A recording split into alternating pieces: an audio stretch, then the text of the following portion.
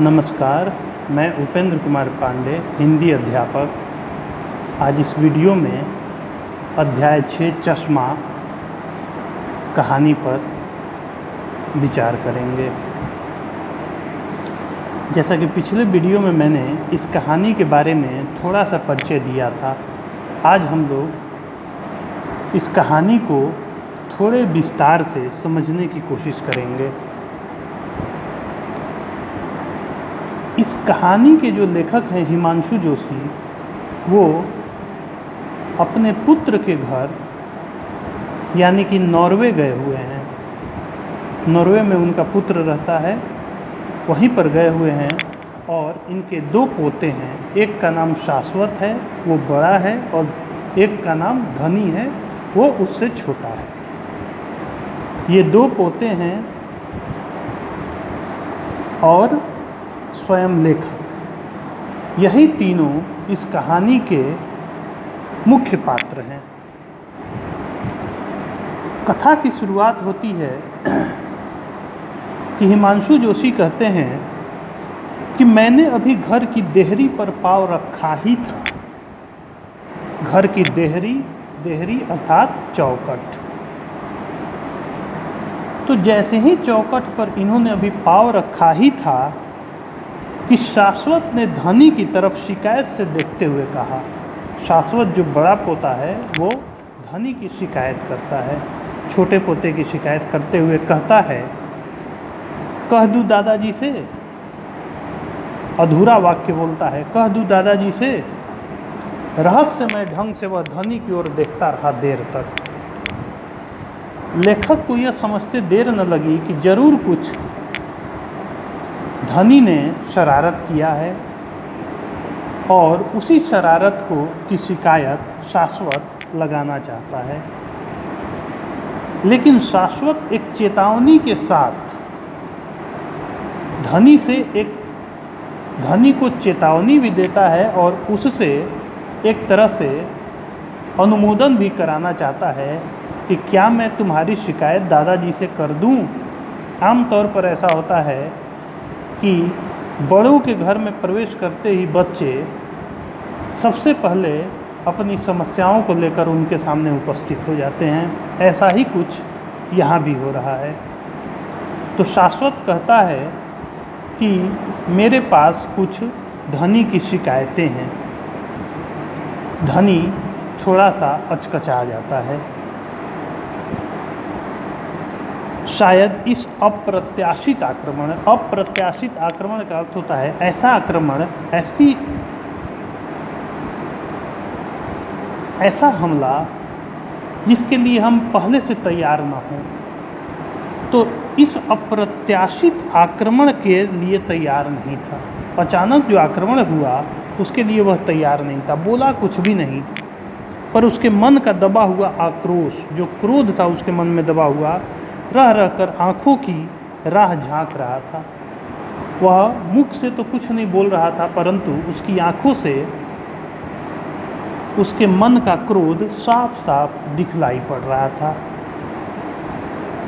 बर्फ की फुहारों से भीगा मफलर और दस्ताने दरवाजे के पास रखे स्टैंड पर रखता हूँ।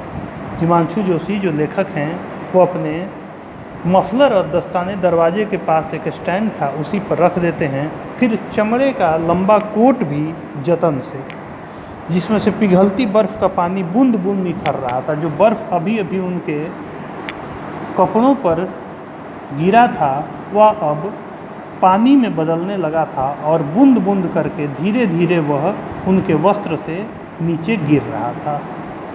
जैसा कि हम जानते हैं कि नॉर्वे एक ठंडा प्रदेश है, वहाँ पे बर्फ़बारी होना आम बात है। लेखक वहीं गए हुए हैं और वहाँ पर बाहर निकलने के लिए हमें वहाँ के मौसम के अनुसार वस्त्रों को धारण करना पड़ता है, अन्यथा भारतवासियों को तो वहाँ पर ठंड लगने का खतरा ज़्यादा रहता है, क्योंकि हमारे यहाँ वैसी ठंड नहीं पड़ती। लेखक आगे कहते हैं कि पॉलीथीन के बैग में लिपटी पुस्तकें मेज पर रखता हूँ। पॉलीथीन में उन्होंने अपनी पुस्तकों को लपेट कर रखा था ताकि वो भीग न जाएं, और उन्हें वो मेज पर रखते हैं, और फिर दीवार पर टंगी घड़ी पर मेरी निगाहें अटक जाती हैं और वह समय देखते हैं कि अभी समय क्या हो रहा है। इसके बाद उनका अगला प्रश्न होता है कि किसी का फ़ोन तो नहीं आया था? जब मैं बाहर गया हुआ था तो मेरे लिए किसी का फ़ोन तो नहीं आया था? आया था, धनी ने उठाया, और दादाजी अभी नहीं है कहते हुए खट से रख दिया था। शाश्वत कहता है कि फ़ोन तो आया था आपके लिए, लेकिन धनी ने बिना कुछ सुने फ़ोन को यह कहकर रख दिया कि दादाजी अभी नहीं हैं। शाश्वत के स्वर में कहीं शिकायत का स्वभाव था, और धनी के इस काम से शाश्वत के मन में एक शिकायत थी। चूँकि शाश्वत थोड़ा सा समझदार है, तो उसे लगता है कि बिना पूछे, कारण जाने कि किस लिए फ़ोन आया है, और फ़ोन को रख देना उचित नहीं है। इसके बाद लेखक आगे पूछते हैं कि और किसी और का भी फ़ोन आया था? उन्हें यह जिज्ञासा होती है, जानने की इच्छा होती है। तो इसी जिज्ञासा भाव से वो अगला प्रश्न करते हैं कि और किसी का फ़ोन आया था? शाश्वत बताता है कि बिना पूछे धनी ने फ़ोन रख दिया, और इसके बाद लेखक की श्रीमती यानी कि हिमांशु जोशी की धर्मपत्नी कहती हैं कि आए तो थे 3-4, पर धनी ने पूरी बात सुने बिना ही काट दिए थे। यानी कि लेखक के लिए 3-4 फ़ोन आए थे, परंतु धनी ने बिना सुने ही काट दिए। इस बार स्वर श्रीमती का था, यानी कि लेखक की पत्नी ने कहा। वो भी कुछ चिढ़ी हुई हैं। वे पानी का गिलास मेज पर रखकर फिर तेज कदमों से रसोई की तरफ चली जाती हैं, जहाँ चूल्हे पर किसी वस्तु के जलने के कारण दुर्गंध फैल रही थी। तब लेखक कहते हैं कि अरे यह तो पूछ लेते था किसका। मेरे स्वर में तनिक तलखी थी, यानी कि लेखक के स्वर में थोड़ी कड़वाहट थी कि कोई ज़रूरी कॉल तो नहीं छूट गया। कहते हैं आगे कि कई लोगों से कई तरह के काम होते हैं, व्यर्थ में थोड़े ही कोई फ़ोन करता है।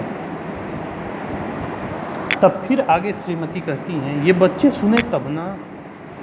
धनी तो फ़ोन की घंटी बजते ही आंखें मूंदकर भागने लगता है रिसीवर उठाने के लिए। श्रीमती जी किचन से ही आवाज़ लगाती हुई कहती हैं, मैं कुर्सी पर धम से बैठ जाता हूँ। चूँकि लेखक बाहर से आए हुए थे तो काफ़ी थके हुए थे, वो कुर्सी पर बैठ जाते हैं।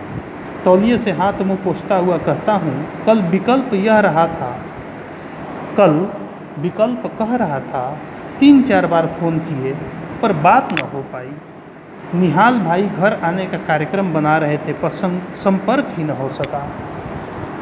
लेखक भी इस बात का समर्थन करते हैं कि बिना जाने धनी को फ़ोन काट नहीं देना चाहिए,